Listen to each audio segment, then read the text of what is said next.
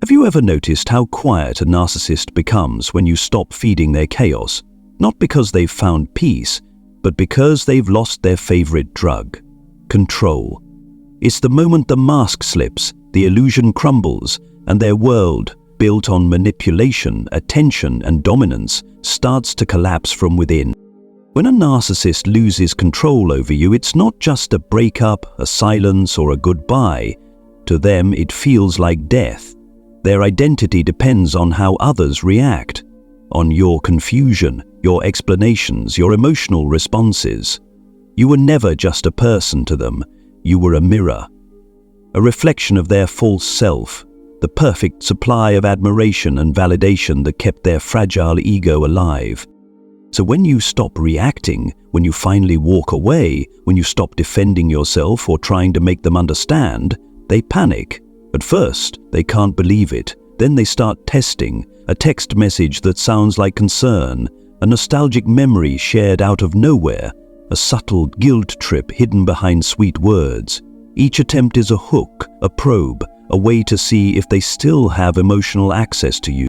But here's the truth: once they realize the old tricks no longer work, they don't just lose control of you, they lose control of themselves. The person who once seemed so confident suddenly becomes unstable. They oscillate between fake remorse and silent rage. They might stalk, gossip, or twist the story to make you look like the villain, all because they cannot bear the truth that you no longer dance to their tune. What truly terrifies a narcissist isn't your anger, it's your indifference. Indifference is the mirror that reflects their emptiness. It says, "You have no power here anymore," and that, to them, is unbearable. Because control was never about love, it was about survival. So if you're at that point, the moment when your silence speaks louder than their manipulation, know this: you're not cruel, you're not heartless, you're reclaiming your freedom. And in that silence, the narcissist begins to face the one thing they've run from their entire life: themselves. When a narcissist says, "I'm sorry," it often sounds convincing. Soft voice, watery eyes, even a trembling lip. But what you're really witnessing isn't remorse, it's damage control. It's not an apology from the soul, it's a strategy from the ego. They're not sorry for what they did. They're sorry they got caught. They're sorry that you saw through them. And most of all, they're sorry that their mask, the carefully crafted illusion of control and perfection, has begun to crack. This is why their apologies often come wrapped in excuses. "It wasn't me, it was my anxiety. I've been under so much stress lately. You know I didn't mean it, you just misunderstood me."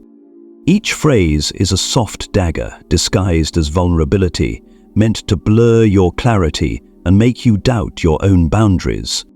Sometimes they go even deeper, crying, begging, talking about how broken they are. They might say they'll go to therapy, change their habits, start over. But notice, the center of every sentence is still them, their pain, their story, their redemption arc. What's missing? The genuine acknowledgement of your pain. A real apology is about accountability. A narcissistic apology is about manipulation.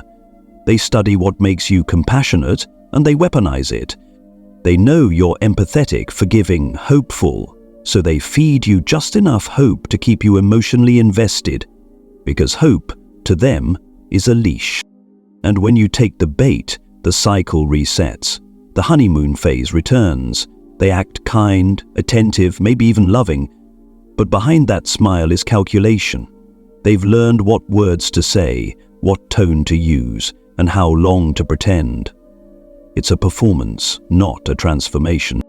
Eventually, the same behavior resurfaces, only more refined. They don't make the same mistakes, they just change tactics. The new mask fits tighter, the lies smoother. That's why survivors often say, "I thought things were finally different this time." But the truth is, the only thing that changed was the method of control. So if you've ever received an apology that felt beautiful but hollow, trust that feeling.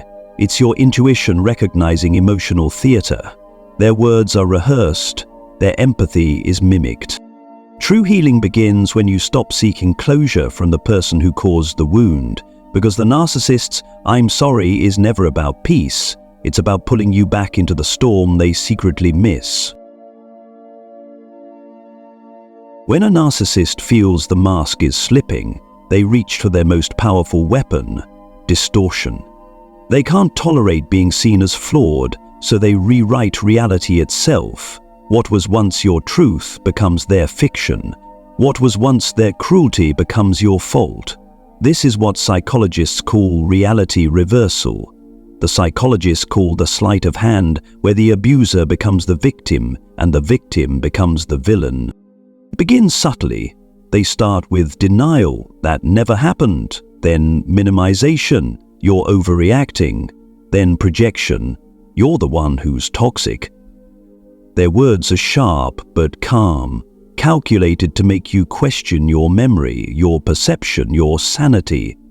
They mix half-truths with emotional bait, and before you know it, you're apologizing for the very thing they did to you. A narcissist's greatest fear is exposure, and when exposure comes, they don't defend themselves. They attack your reality. They twist conversations, invent details, and weaponize your empathy. They'll recall events that never existed and say them with such confidence that even you start to wonder if you've lost touch with reality. That's how gaslighting works, not by making you believe their lies, but by making you doubt your truth. What makes this phase especially cruel is how it isolates you. You start feeling like no one will believe you, and that's exactly what they want. They might tell your friends that you're unstable or overly emotional. They'll claim they tried to help you, but you push them away. Soon you're fighting not just for your reputation, but for your sense of self. Covert narcissists excel at this. They don't shout, they whisper.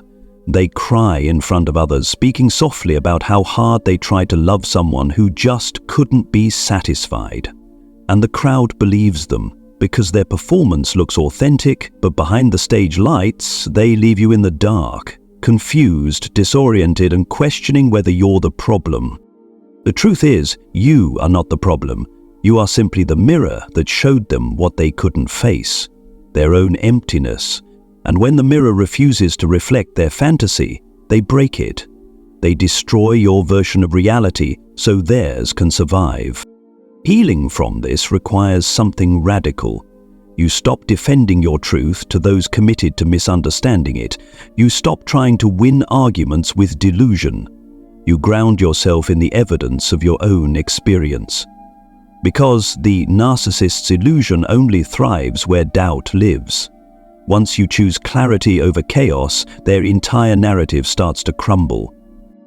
Your silence and self-trust become rebellion, and for the narcissist, that rebellion is the ultimate humiliation, because it means their power to rewrite your story has finally ended. When a narcissist loses direct control over you, they don't give up, they simply change the battlefield. If they can't reach you, they'll reach everyone around you.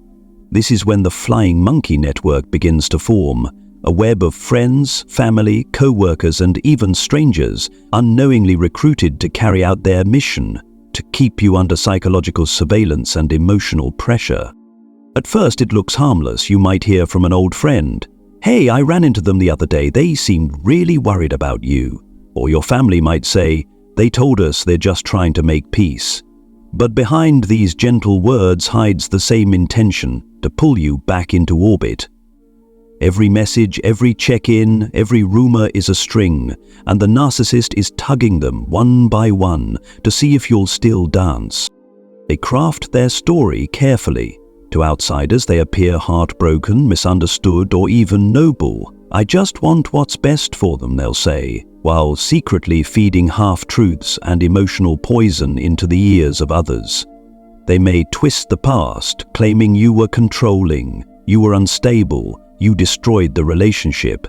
And because they deliver the message with such poise and conviction, people believe them. That's the cruel genius of their manipulation.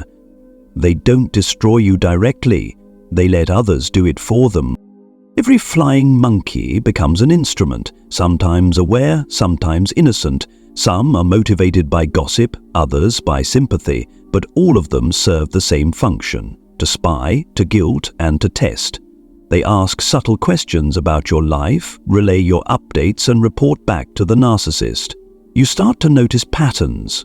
People repeating phrases only your ex or abuser would say. Strangers knowing details you never shared. The invasion is quiet, but it's everywhere.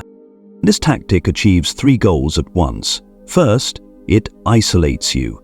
You start doubting who you can trust. Second, it reshapes public perception. You begin to look like the problem. And third, it gives the narcissist a lingering sense of power. Even from a distance, they're still inside your story. But there's one thing the narcissist never anticipates. Your silence is contagious.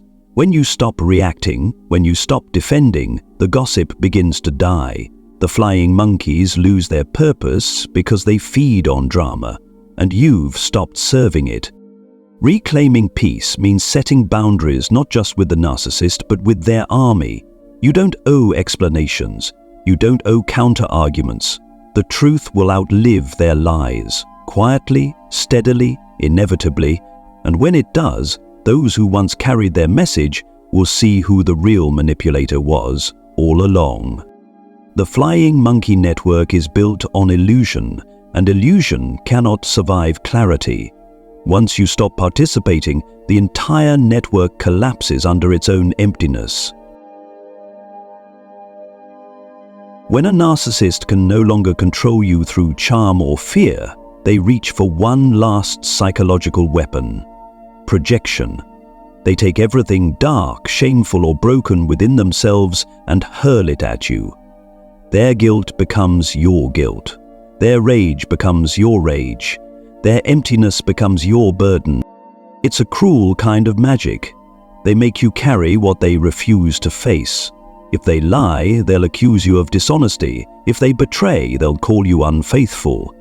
If they're consumed with jealousy, they'll say you're the one who's paranoid. And because they deliver it with such intensity, such conviction, it destabilizes you. You begin to defend yourself against crimes you never committed. Projection is the narcissist's way of escaping the unbearable weight of their own shadow. Deep down, they are haunted by shame, the quiet knowledge that the mask is not real. But instead of confronting that inner emptiness, they outsource it. You become the emotional landfill for everything they can't admit to themselves. And the more you react, the more proof they think they have. That's why arguments with narcissists never end, because the point was never resolution, the point was extraction, to drain you of clarity, energy, and self-trust. They want you to question your own moral compass so they can feel clean by comparison. It's emotional alchemy. They dump their poison into you, and when you finally collapse, they say, "See, you're the problem." What makes this game so disorienting is that it often mimics genuine emotional connection. When they cry, you feel empathy. When they shout, you feel guilt. When they say you've changed, you start to wonder if maybe you have. But remember this: their tears are tactics, not truth. Their anger is performance, not passion. Every word is designed to pull you back into the cycle, because as long as you're reacting, you're still supplying them with energy. The way out is silence, not defense. You can't convince a narcissist of your innocence. They already know it. That's not the point. The accusation was never about facts. It was about control. Once you understand that, you stop playing. You stop absorbing their emotions, stop carrying what was never yours. And that's when something powerful happens. The projection bounces back.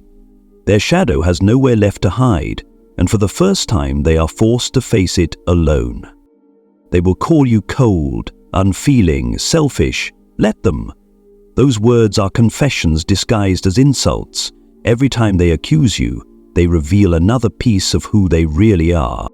Remember, the moment you stop defending yourself is the moment their illusion collapses, because projection only works when you believe it. When you finally see it for what it is, a mirror they're terrified to look into, their power dissolves.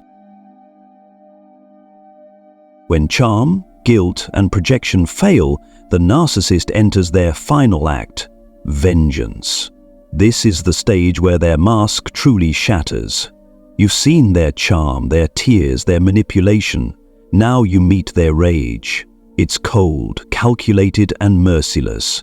Because when a narcissist can't control you, they will try to destroy you. They see your boundaries as betrayal. Your silence feels like humiliation, and humiliation to a narcissist is intolerable. It threatens the very core of their false identity, so they fight back not to win you, but to annihilate the version of you that dared to walk away. This is when the smear campaigns begin. Subtle at first, a quiet rumor, a carefully chosen half-truth, but soon spreading like wildfire. They'll tell mutual friends that you're unstable, vindictive, or cruel. They'll twist private details of your life into weapons. They may post cryptic messages online, each one designed to provoke you into breaking your silence. And if you respond even once, they win, because reaction equals control. Some will go further, sabotaging your work, interfering with your family, withholding resources, even exploiting the legal system. Their logic is simple. If they can't own you, they'll ruin you, and yet beneath all that fury lies something pitiful, a desperate attempt to erase the shame of rejection. The same person who once claimed you were the love of their life now acts as if you're the villain in theirs. This phase is dangerous, but also revealing. You finally see the truth stripped bare. Love was never part of the equation. What they called connection was possession. What they called loyalty was obedience. What they called love was control. And once you refuse to serve that system, you expose its emptiness. Ironically, their revenge only accelerates their collapse. Every rumor, every lie, every act of cruelty pushes them further into isolation. People start to see through the facade. Their stories stop adding up. The very mask they built to manipulate others begins to crumble in public. And though they'll never admit it, they are haunted. Not by you, but by their own reflection in the ruins they created. If you ever face this phase, remember, your silence is not weakness, it's strategy. Their chaos feeds on reaction. Don't give it oxygen. The truth doesn't need your defense. It will reveal itself in time. Let their rage burn itself out. Let them drown in their own noise. Because beneath all that fury, all that performance, all that blame, there's nothing left but fear. Fear of irrelevance. Fear of exposure. Fear of the quiet power of someone who no longer plays their game. And that someone is you. When all manipulation fails, when charm, guilt, projection, and vengeance have lost their power, the narcissist plays their final card, the trauma bond. It's the invisible chain that binds victims to their abuser long after the relationship ends. It doesn't rely on logic or memory. It runs deeper, through fear, hope, and the craving for closure that never comes. At this stage, the narcissist changes tone. The rage softens. They appear fragile, remorseful, even loving again. You might hear, "I've realized how much you mean to me," or "No one will ever love you like I do." They may bring up nostalgic moments, shared songs, old messages, anything to awaken your emotional memory. It's not love, it's bait. Because they know something, the same empathy that made you a target can still make you vulnerable. They exploit your compassion like an entry point back into your heart. They might tell you they're sick, depressed, broke, or alone. They might say they can't sleep without you, that you're the only one who understands them. And for a moment, your soul, still wired for connection, trembles. You remember the good times, the laughter, the spark that once felt real. That's the pull of the trauma bond. It confuses pain with love and pity with responsibility. But love built on trauma isn't love, it's addiction. You're addicted to the idea that this time it will finally be different. that maybe your compassion will heal them or your forgiveness will reach them, yet every time you go back, the pattern repeats. The abuse resumes, the control tightens, and you lose a little more of yourself. Here's the hard truth. The narcissist doesn't come back because they've changed. They come back because their life without control feels empty. They're not drawn to your heart. They're drawn to your energy, the validation, empathy, and stability you provide. You were never loved for who you were, only for how much you gave.